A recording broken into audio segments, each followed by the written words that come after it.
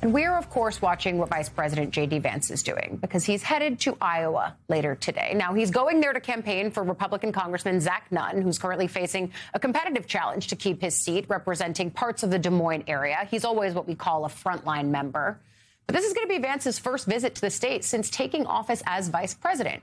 And while it allows him to stump for a frontliner, it also gives him an early chance to gauge his reception among Iowa Republicans, who will cast the first votes of the 2028 Republican presidential nominating contest. Vance has, of course, not yet declared if he'll run, but anyone going to Iowa catches our attention. As MS Now political analyst Matthew Bartlett has in his new piece out titled "The GOP Whispers About J.D. Vance Are Getting Louder," it's important because he writes in part this, quote, "If you ask the MAGA base, they will tell you without hesitating that Vance will be the 2028 nominee. But the quiet talk in Washington is much different and growing louder. Even Trump is reportedly asking friends and advisors about who would be better, Vance or Secretary of State Marco Rubio. Where some of the president's opponents recognize that at times Trump can be charming, even funny, the vice president seems to have one note, and it's flat. If the public wonders what it's like having a beer with Vance, you can bet it's sour. The Rubio whisper is now becoming a wish with some who want to keep the White House in 2028. Expect the jockeying to continue, but only behind the scenes. It appears that no one's eager to enter their Cadillac in the demolition derby that is the 2028 Republican primary. Matt Bartlett, the author of that piece, joins us now. I mean, look, both of them are doing fascinating things, right? Because you and I have talked so many times on this program about the ways that the foreign policy of the Trump administration is really out of the Rubio long-time held playbook. And yet Vance, who really adopted many of these MAGA principles, including the fact that America First meant America not intervening, feels a bit left in the dust with the foreign policy aspects of this administration. And yet he's still the heir apparent. I mean, how are you squaring that circle? Yeah, I mean, Ali, what a good point. You know, the MAGA coalition has some MAGA conversions in both Rubio and Vance, and maybe even some contradictions from, like you just said, a foreign policy that maybe Marco Rubio, much more Republican orthodoxy versus a J.D. Vance, you know, one who served in some of these endless wars, ran on them, and now has to talk and defend them. So it's a very interesting dynamic, an odd dynamic. Right now, again, J.D. Vance is so far ahead, I even wonder who would run against him. But then these whispers start happening here in this town. And it's not just some of the activists, whether you're a leading conservative, whether you're some of the state-based ones. But like you just said, it's the president himself talking about some of this stuff. You know, the other day, the story came from the White House. Background sources. I'm from New Hampshire. We talk like this. Rubio is wicked smart, promoting Rubio. So we'll see what happens here. I think some of these chances of Rubio may be growing louder. You know, who is J.D. Vance? He kind of hit the scene as Trump's VP pick versus a Marco Rubio, someone who we know. So, yeah, right now everyone's focused on the midterms. Then you get the horizon there, the horizon line, 2028. A lot of Democrats, you know, probably about 20 of them are out there every day trying to make news, trying to make friends, trying to gain an advantage. And then you look at the Republican Party, and there's a lot of questions about what comes next. Yeah, how big is that field going to be? You know, I keep a list of the Republican and Democratic sides. We will launch it soon, I promise, to the steadfast followers of that on Instagram. But I do grapple with, for Republicans, it is both that the conversation is Vance or bust, and yet there's so many ambitious people in the Republican Party who see themselves as a president. I look over in the Senate and I can name at least 5 names. Do they just hold their fire? And for the president, this is the thing I keep thinking about. When I covered the Veep stakes and he ultimately chose Vance, the conversation among his allies and advisors at that point was he's picking a vice president. He's not picking an heir apparent necessarily. He didn't want to just do it all in one fell swoop. Of course, that would lose the drama. Yeah, I mean, first off, you know, your campaign coverage, you know, is how I even got to know you. And people in, you know, the early states look for your list. So we can't wait. Good. You know, you just had an extraordinary interview with Mike Pence. Again, who was the vice president, took himself out. Nikki Haley took herself out. So now, now we're looking at, you know, who wants to jump into this race. People are always ambitious in this town. You used to run for president, get your name out there. Maybe you make it to the cabinet room. Maybe you make it to the green room of a conservative outlet. But right now, no one's making any big moves, I would argue. You know, you have former Governor Youngkin. You have current Governor Kemp. You have Ted Cruz, Josh Hawley.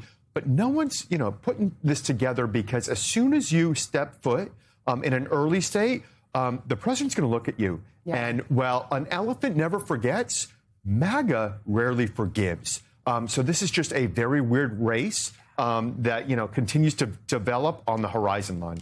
What is the state? I know you're going to say New Hampshire, but when you've got Vance going to Iowa, New Hampshire is on the horizon, South Carolina is a place that we all look. I mean, is anyone making quiet moves that we aren't talking about? I mean, Vance is quite out there. We all know. I mean, that's the thing, is that I don't think it's necessarily one state. I think you're going to have a national campaign, because right now, in 2026, even with the president's numbers at historic lows, even with Vance reportedly at a 35% approval rating, MAGA continues to be the dominant force in Republican politics, especially those primary voters for president. So how do you craft a campaign that appeals to them when you are not necessarily part of this administration? That is the big question. And that, I have not seen any indication that anyone is prepared to do that. Yeah, and yet they're going to have to grapple with, in a post-Trump era, who gives them the MAGA agenda, which is going to have to be rebranded, because MAGA really was just whatever Trump wanted it to be. Yes. And no one else gets there are no rules of political gravity that apply here. Everyone else,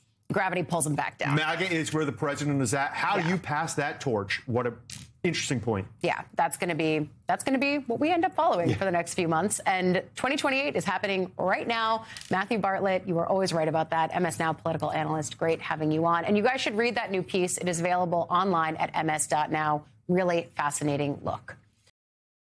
Hi there, everyone. It's 4 o'clock in New York. So, you know those slapstick comedies where the thief shoves an item under his shirt and it's so obvious and so conspicuous that the scene isn't really about a robbery? It's really just to illustrate how stupid the thief is and how obvious the thieving part of the plot is.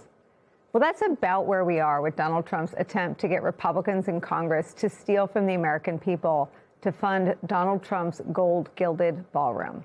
Tucked inside a $72 billion with the B package filled with other politically toxic items, like $38 billion for ICE. ICE, of course, the agency viewed favorably by just 30% of the American people, and containing none of the reform measures that Democrats have demanded after the killings of Renee Good and Alex Preddy. So tucked inside of that is a $1 billion lump sum for Donald Trump's ballroom. It is listed under, quote, security adjustments and upgrades. The Republican chair of the Senate Judiciary Committee, Chuck Grassley, says in a statement that the funds are for security only and they cannot be spent on, quote, non-security elements. But that $1 billion still goes towards something that the American people never asked for and don't want. And spending $1 billion of taxpayer money, of your money, on anything related to Donald Trump's gold ballroom would be a complete flip-flop, a 180-degree reversal from what Donald Trump promised. The ballroom for the White House is the thing that you people have really, really been very generous with. These are all private individuals that put up a lot of money to build the ballroom. Not one penny is being used from the federal government. We're giving them, myself and donors are giving them free of charge for nothing. So we did this no charge to the taxpayer whatsoever. We have no taxpayer putting up 10 cents. I'm giving with donors $400 million to build a ballroom. And there's the knockout panel right here. So not 10 cents, not a dollar, just $1 billion. A poll released last week shows that just 25% of all Americans support the White House ballroom at all. But when that poll asked who should pay for Donald Trump's gold ballroom, 9% of the respondents said that the money should be appropriated by Congress. Ask voters, and they will tell you that in a time of great economic distress, a gold ballroom is the last thing that the President of the United States of America should be spending his time on. Here's what some Florida residents told our colleague Alex Tabbitt last week. Meanwhile, we're hearing President Trump insist that he needs a ballroom connected to the White House. What do you make of that? Well, first of all, I think it's probably money that could be used elsewhere. You know what I'm saying? With the way the economy is, and people are starving. You know, medication. There's a lot of things we need to work on before we're doing a ballroom reconstruction. So I think it's a little ridiculous to me. I think he's selfish. I think he wants something to be in his name. But I think, like she said, there's so much going on right now. I think that's the last thing that we should be worrying about. He shouldn't be doing that. He should be focusing on lowering these prices that he jacked up, because it wasn't this high before he became president. Man, gas was $3-something, barely $3. Now it's $4. You know, it's. He don't need to be talking about ballrooms, man. You need to be trying to fix the economy. So how disconnected are they? Well, as Republicans plot to stick taxpayers with $1 billion bill for the gold ballroom, Americans are right now, week after week, feeling more and more squeezed at the gas pump because of Donald Trump's war with Iran. Prices at the pump continue to soar, inflicting pain on Americans in every corner of our country. The average price for a gallon of gas is now $4.48, according to AAA. That $4.48 is up 30 cents from last week. Donald Trump stiffing the American taxpayer amid widespread anger and fury over his failure to address their economic concerns is where we begin today with some of our favorite reporters and friends. Managing editor of The Bulwark and contributor Sam Stein is here. Also joining us, former Battleground States Director for the Harris-Walz campaign and Democratic strategist Dan Kennenan is back. And with me at the table, Democratic strategist and Columbia University professor, political analyst Basil Smikle is here. Sam, how did this $1 billion end up in the bill in the first place? Well, so there is a reconciliation bill that congressional Republicans are pushing now. And for people who don't want to get too in the weeds, a reconciliation bill is a budgetary matter that can pass just with a party line vote. So you can stuff any budgetary matter into it and you can pass it with 50 Republicans in the Senate. So it becomes a grab bag. Last night, the Senate Judiciary Republicans put forth their portion of that bill. And it included tens of billions of dollars for ICE, for Customs and Border Patrol. And then tucked in there was this $1 billion expenditure. It was put in a bunch of legalese terms, but basically it's for security for the ballroom. And to your point, this was never as advertised. It wasn't that Donald Trump went up there and said, hey, we're going to have this ballroom. It's going to be paid for. And oh, by the way, the security components of the ballroom, that you're going to have to cover from taxpayer funds. He never said that. He said it was going to be fully paid for by private donations or money from his own pocket. It started at $200 million, went to $300 million, went to $400 million. At one point, Lindsey Graham, you might recall, introduced legislation that would have had Congress appropriate funds for about $400 million. Now it's $1 billion on top of whatever it costs to construct the ballroom itself. That will be paid for by taxpayer funds. I will just add one quick note. Part of the reconciliation process allows members of the opposing party to call votes to strip out various components of the bill. And so Democrats will have the opportunity to say, hey, we're going to have an up and down vote on this $1 billion specifically. And that will put every Republican on the record as voting for or against funding the ballroom at a price tag of $1 billion. Who's running the White House in terms of guarding against barreling 100 miles an hour toward that for which 9% of the public supports, Sam? That's a great question. And I was talking about this with some colleagues. I think what's happening here, and I have no insight reporting on it, but I think what's happening here is that Donald Trump, especially in the second term, is not getting any conflicting information into his ecosystem. He's surrounded by people in the cabinet who are largely sycophantic. You see it all the time when they have these cabinet meetings and they praise him as if he's the second coming. He probably watches only news media that affirms his priors. And when he does, he'll lash out on Truth Social. So you see it every now and then when he posts something going after a random cable commentator. But by and large, I think he just gets people who tell him how great he is. And then that kind of supplements into him pursuing policies that are really vanity projects. So the ballroom is the biggest personification of this, right? $1 billion. He thinks, whatever, it's great. We'll have events here. We don't have to do the White House Correspondents' Dinner at the Washington Hilton. but it's also the reflecting pool and the golf courses at East Potomac and this arch. And it raises the question, why is he doing all of this, right? Is it vanity? Probably a lot of it is. But what is the point of building all this type of stuff if you're just going to end up leaving Washington, D.C.? Is it a legacy matter, or is it something larger that we're not really accurately describing? I mean, I guess what I would push back and say, Dan, is that every time the press tries to figure out what sophisticated secret version of 3D chess Trump is playing, he's just doing some dumb shit on his phone. So I want to guard against, like, the opaque mystery. It is likely, I mean, we see from the way he tweets that, like, he reaches for his phone and posts all night. If any of our children did that, they'd lose their phone for a semester or 7. I want to ask you, though, your theory about the people around Donald Trump. I mean, I went back and looked at the New York Times. He first talked about indicting Jim Comey in 2017, and based on New York Times reporting, Don McGahn stopped it. He wanted to indict Comey while Sessions was Attorney General. He still wanted to indict him when Bill Barr took over. There was an intermediate guy. He wanted to indict him while he was there. He wanted to indict him while Pam Bondi was there.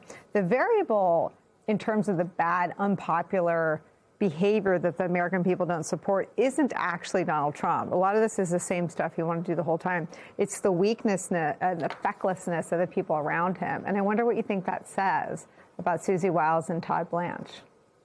Well, I wish I could say it was a surprise, Nicole, but you may recall, the campaign in 2024, we talked about this all the time, that in 2016 to 2020, there were some serious people around Donald Trump, General Kelly and others, who could curtail his worst impulses. And they were all excommunicated one by one, largely through the events of January 6th and beyond. And you're left with kind of the My Pillow guy caucus around him. And I think that Susie Wiles is someone who's just trying to keep the trains running on time in the building, as difficult as that looks like it is for her. I was told by some Republican sources, from other appearances on networks where there are some former Trump folks that go on a lot, that, the deal with her was basically let Trump be Trump and not try to get in the way of his decision making.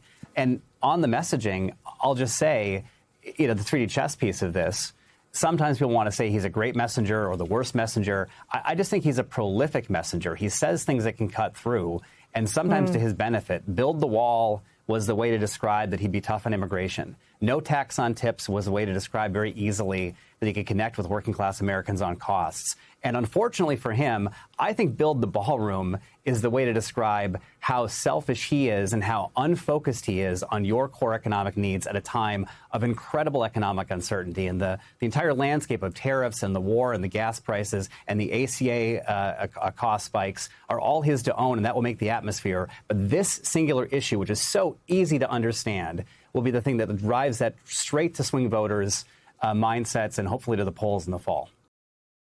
We're covering Trump's struggle to contain the fallout from the war he started in Iran. And later, Andrew Weissman joins us. And I want to tell you, by the end of this hour, we have something very special with author and New York art legend Fab Five Freddy. You can see him there back in the glory days. That's by the end of the hour. So I invite you to stick with us for all of that. But we begin, though, with this investigative reporting which undercuts Trump's war claims. Iran's nuclear timeline is about the same as before the war. I'm going to walk through that reporting, but just think about this context and how it's bad for Trump. He broke his vow to avoid those so-called forever wars, which had saddled other Republican presidents.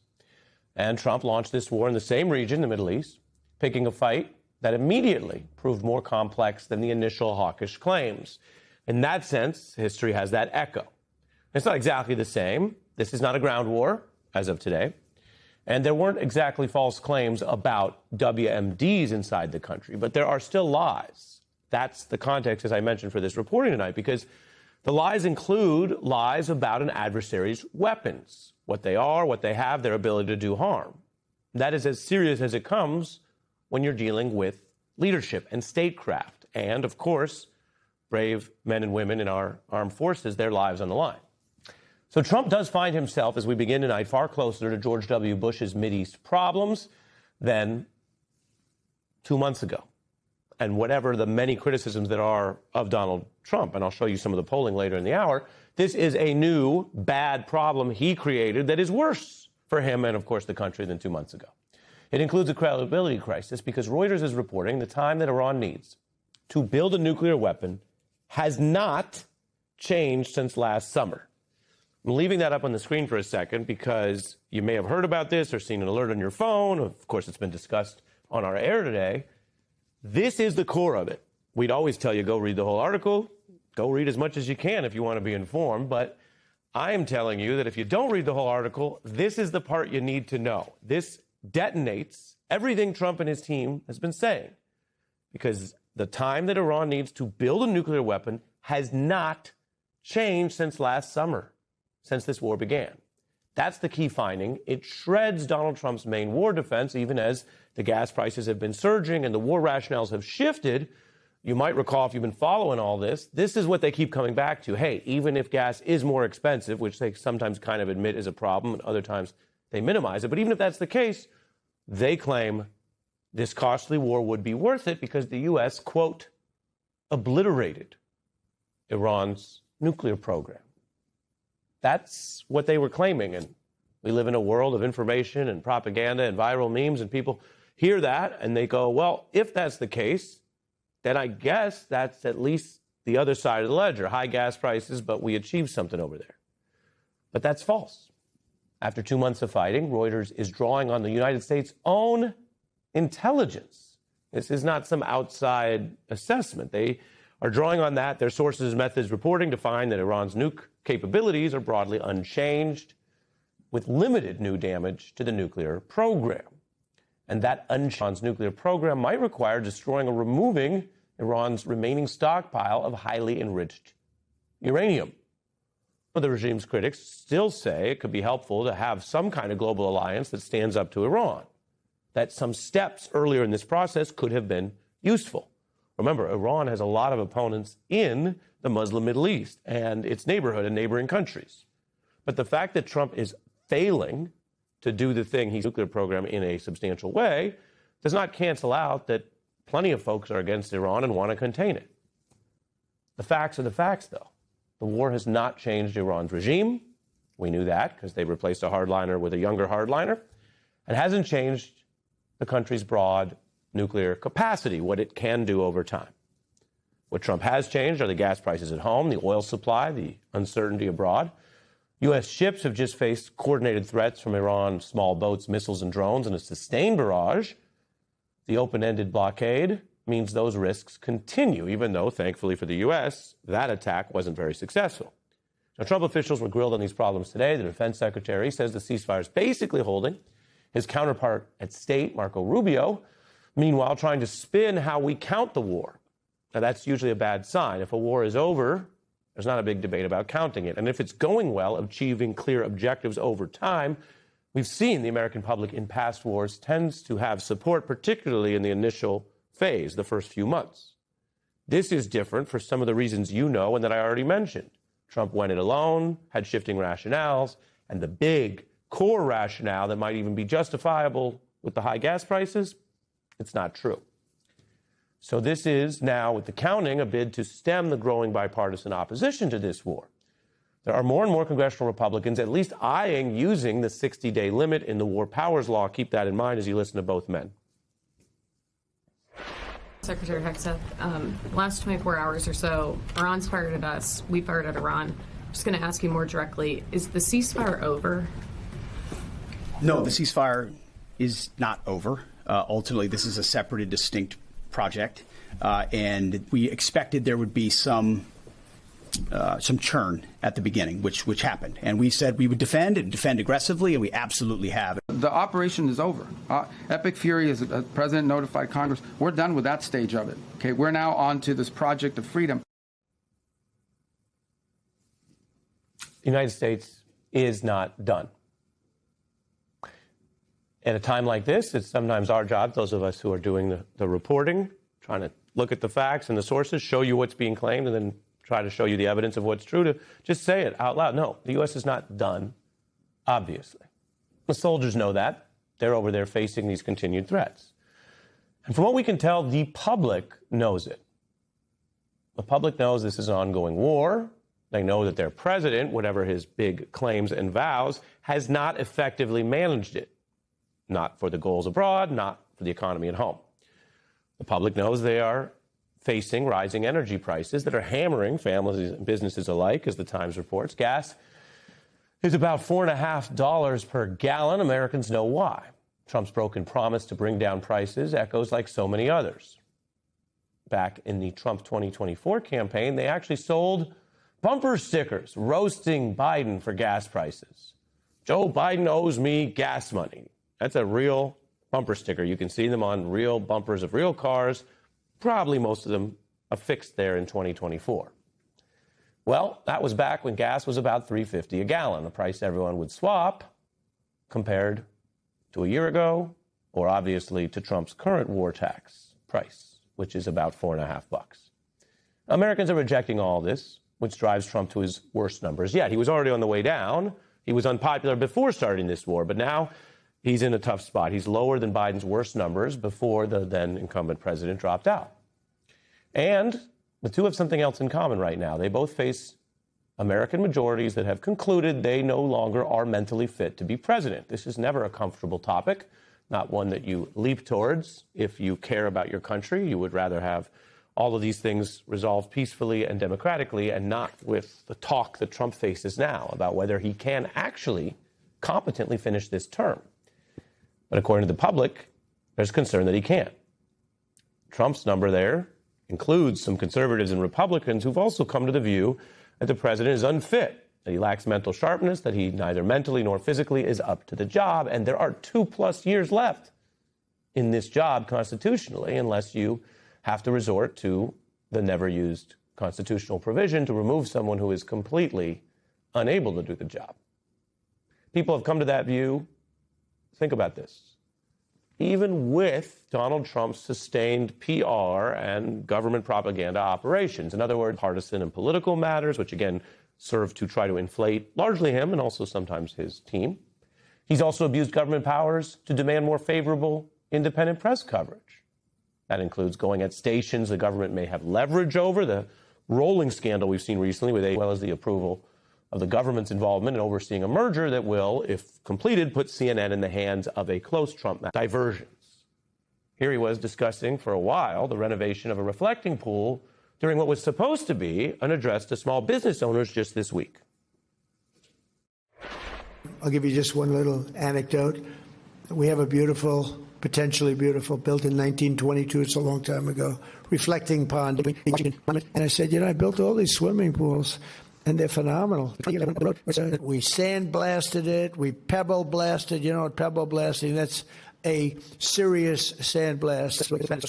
A great, beautiful blue color, American flag blue, as opposed to gray. Yes, as opposed to gray. That was 7 minutes. Now, you could say, imagine if Joe Biden did that for 7 minutes at a debate, or his version of that. We know that Trump has his version of sounding like this, and other people who struggled with aging and cognition have their version. But people watching say, it looks like he's not up to the job anymore, as he fails on the job in ways that are both ideological. You say, well, you're going to go in and start that war, that's a choice, but also relate to competence and planning and discipline and the ability to process conflicting information and make good decisions, which is the essence of leadership. Jon Stewart, speaking of reflecting pools, he was doing his own reflecting on what may be the low bar at the White House these days. These are the machinations of a genius. He'll tell you himself, as he did this weekend. I'm the only president to take a cognitive test. The first question is very easy. It's a lion, a giraffe, a bear, and a shark. They say, which one is the bear?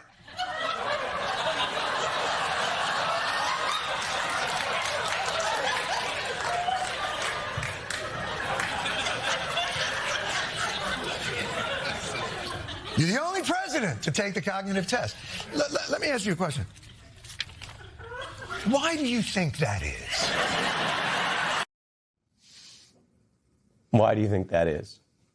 It's a little funny. We laugh our way through a lot of things until you think about the seriousness of it. And we know we live in a very partisan, amped-up environment.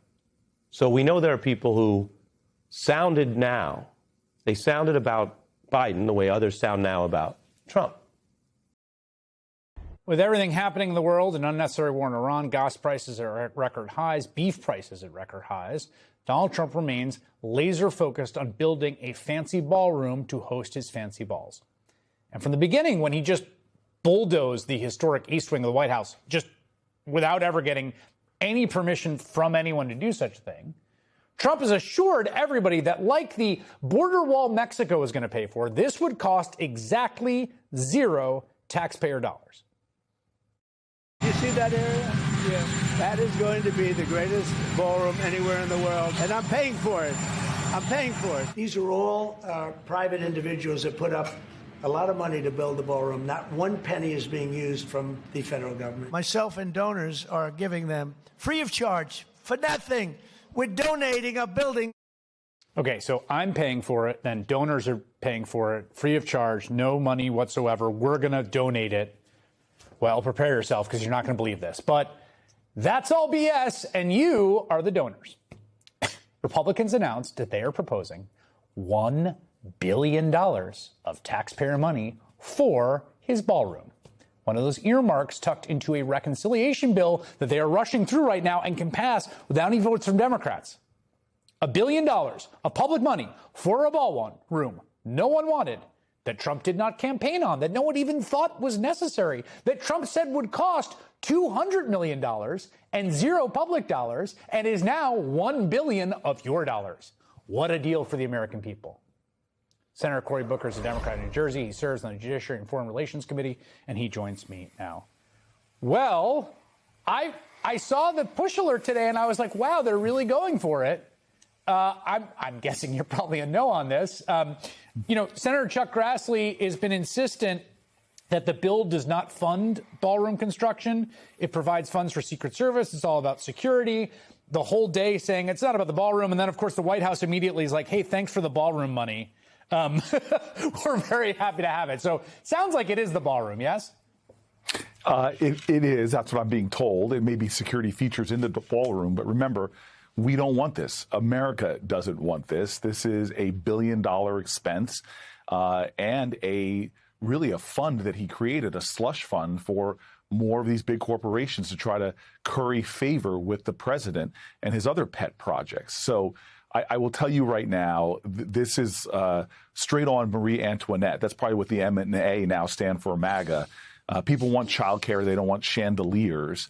They want affordable drugs and health care, not more dance floors at the White House. And it's really an insult at a time that he's raising costs on Americans, taking away health care from Americans, taking away feeding programs from our school children. And now he's coming to Congress for $1 billion for this awful ballroom, which, frankly, he built in a way that thwarted all kind of historical protections on the building that used to stand there.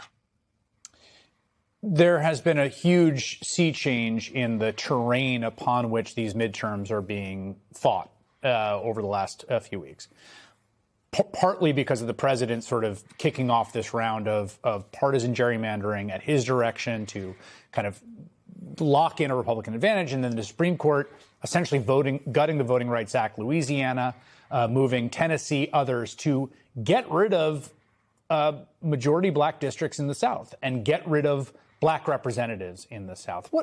How significant is this right now, and where do you diagnose we are as you watch one southern state after another announce their intention to essentially purge their states of their lone black and Democratic representatives? Look, I'm just back from Birmingham, Alabama, where people paid for the rights that Americans enjoy right now in sweat, blood, and even death. The hurt and the anguish in that community was palpable, especially because it's history in a convulsive way repeating itself. Remember, right after the Civil War, so much blood, so much struggling. They had fair elections, and they were the first wave of African Americans that came to serve in Congress, from the first black senators to the first black House members. But by the 1870s, we saw the powers that be able to rejigger their elections by violating people's voting rights, and suddenly there was no African American representation. In fact, states from North Carolina to Alabama would not see, from the late 1800s, it wasn't until the 1980s, 1990s, until they got black representation again. And so here we are, after all of that history, all of that struggle, all of that sacrifice, 6 people erased the work and the progress of millions of Americans who bound together and said, we're going to create a free society with free voting. And so it is absurd in states where the black population is 20%, 25%, that there should be no federal representation that reflects the multicultural democracy that we have. It is systematically allowing states to stop African Americans from having just representation. This is not about right or left. It's right or wrong. And this is us revisiting dark chapters in our history that so eviscerated our ideals, our common shared principles of fairness in elections. Increasingly, I hear from not just Democratic wonks or people in the legal world, but sort of average Democratic voters, primary voters, plugged-in people, but the kind of folks who are paying attention, that something has to be done about the court. That we've gone through other periods of time where the court was out of control. Go read the Lincoln-Douglas debates, and they're all about the court and what the court had done in Dred Scott. Do you feel that way? Is this a priority if Democrats regain power, that something must be done? Some change has to come to the way that this court currently functions? Chris, we're pitching this, and you said Democrats. Again, these are issues that most Americans agree on. Most Americans are against partisan gerrymandering. Most Americans believe that we should have fair representation. The Supreme Court is another example of an area where most Americans agree. Most Americans agree that the highest court in the land should not have the lowest of ethics laws, and that billionaires can routinely shower Supreme Court justices with gifts, from mobile homes to fancy, expensive vacations. We all know that's wrong. In addition, most Americans agree that Supreme Court justices shouldn't sit on those benches until they're so ailing, just hoping they can hold on well past perhaps even senility, until their president lines up with their jurisprudence philosophies and they can leave the bench. That's why term limits are a good thing as well. And so, yes, we have to think hard about how we're going to reform the court and bring it back into alignment, especially because they're continuing to do things like we saw last week, eviscerate years and years and years of progress and throw us back to those dark years where so many people were successfully suppressing the votes of minority groups throughout the South. And every day we get more and more evidence that Trump's agenda is losing Republican support outside of the MAGA base. Trump angered members of his own party by mishandling the release of the Epstein files, an issue Trump blundered so badly that a majority of Republicans now say they think this government is hiding something. Look at those numbers. Trump launched a disastrous war in Iran, a war that is so unpopular that only 46% of Republicans think the operation has been successful. Trump's war drove up gas prices so fast and so high that even a majority of Republicans now say Trump is to blame. Trump is insistent on punishing Republicans who cross him because he knows that if he doesn't, they will have every incentive to turn on him in order to save themselves. Let's not forget that the entire reason today's contested primary is even happening is because Trump is scared of losing the midterms. So scared that he demanded Republicans rig their maps to engineer their victory. Here was former Transportation Secretary and Indiana native Pete Buttigieg on that very point at a rally in Indianapolis just last year. We are here because Indiana Republicans are being pressured by Washington Republicans to do something that they know in their hearts is wrong.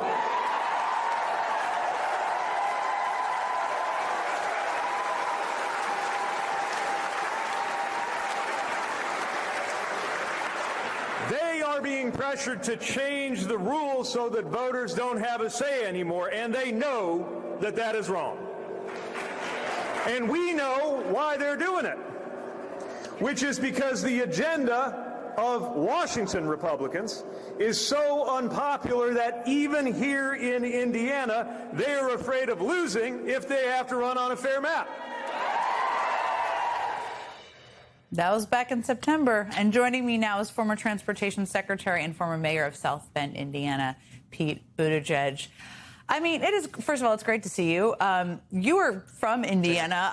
just played. It's great. Yeah, it's great to see you. I just played that clip of you calling out what the Trump administration was up to way back in September. This has been going on that long. I think it's important for people to remember. And now 5 Trump-backed candidates have now won their races. One incumbent has hung on. One is still in the air. I wonder what you make of the results tonight. And more importantly, I wonder how you think about the significance of really what we've seen over the last several months in Indiana. Well, it was striking to see just how much money the Republican Party had to put into Indiana, millions and millions of dollars, against Republicans just to police the boundaries of their own coalition, because a number of them blew off President Trump and blew off J.D. Vance for the reasons that as we described in that rally, had to do with them knowing that they were being pressured to do something wrong. I think the biggest difference between what it felt like back in September and now is that it's not just a series of unpopular policies. That's been true the whole time. Most Americans disagree with the Republican agenda in Congress of cutting taxes for the wealthy and cutting services for the rest of us. But what's really mounted now is how much the results are also failing. We've lived with the price of the tariffs, and now we've also lived with the fact that they failed to restore manufacturing jobs in the country. We have now been living with the consequences of this Iran war and living with the increased price in everything from mortgage rates going up to diesel, where I live in Michigan, hitting an all-time high. All is a direct consequence of the White House and congressional Republicans. So, that dynamic continues, and it's why in a season when they should be doing everything they can to beat Democrats, they instead had to deploy millions of dollars just to beat existing Republicans and replace them with other Republicans, all because the president was mad at them. Yeah, it's like, congratulations on your $12 million you spent to replace some Republicans with other Republicans. Good job when you're at risk of losing the House, the Senate, and gubernatorial seats. Let me ask you something. We have talked before about sort of what politics could be, what we all hope it will be again. I mean, these Republicans in Indiana, you probably don't agree with them on much. I don't agree with them on much in terms of their policies, but they knew what was coming if they stood up to Trump. They stood up to him anyways. They decided, some of them at least, that there are worse things than losing an election. I just wonder how different you think our country and our politics could be if more Republicans had that in them. And do you think, you've been traveling out there in the country, that there are more of them out there? I do. I mean, I see it everywhere I go. We have been going to a lot of more conservative areas. We did a town hall in Oklahoma. It was great. We had about 2,000 people come out. I was in Marjorie Taylor Greene's old district where we had hundreds of people come out, and the Democratic candidate overperformed by about 25 points. Headed to Montana soon, and there were a lot of people on all sides of the aisle who were fed up with the role of money in politics and taking action to do something about it. So I do believe a different kind of politics is possible. Look, Democrats are always going to disagree with Republicans. I'm always going to disagree on a lot of issues with Republicans. But if we're all actually talking about what we believe in, that is better than Republicans repeatedly having to feel pressure to either lose their career or do something wrong because the president is demanding it of them. And I think what we saw also, and this is a really important thing to think about as we go into the future, is there are a lot of Republicans in office now who are realizing that their political career, even if they do lose an election along the way, is going to last longer than Donald Trump's domination of the Republican Party. They are planning for life after Trump. Democrats need to learn to do the same thing, not only to vigorously oppose what he's doing wrong, as we must, but to make clear our constructive governing agenda for what we will begin to do on that day when he leaves the political scene. And if people feel what we are seeking to do, to lower their health care costs, to lower the cost of groceries, to make sure that you can actually afford to raise a family and buy a home in this country, I think that's how we can build a durable majority in a country where people already largely agree with us on issues from taxes to choice, but where they need to see that we're also prepared to deliver.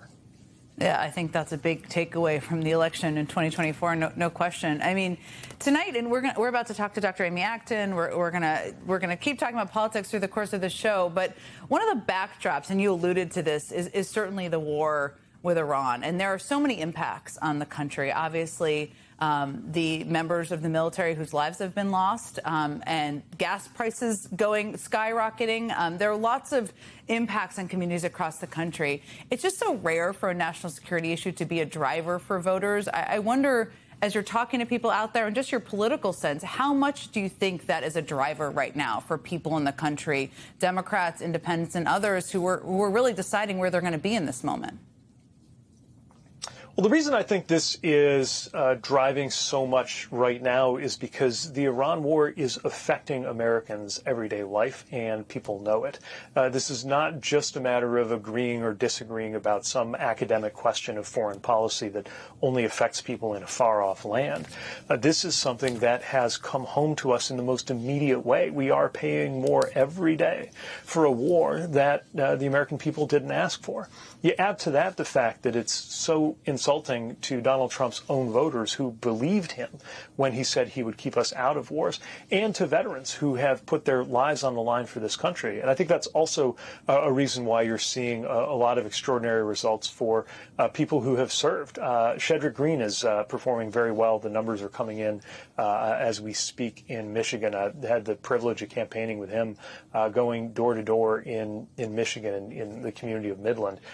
From what we can tell, there's been a dramatic swing toward Democrats in that district. Now, that's for the Michigan State Senate. It's not that people, I think, expect the Michigan State Senate to be voting on matters of war and peace. It's this expectation that we look for leaders who will do right by us, and that includes leaders who've served themselves.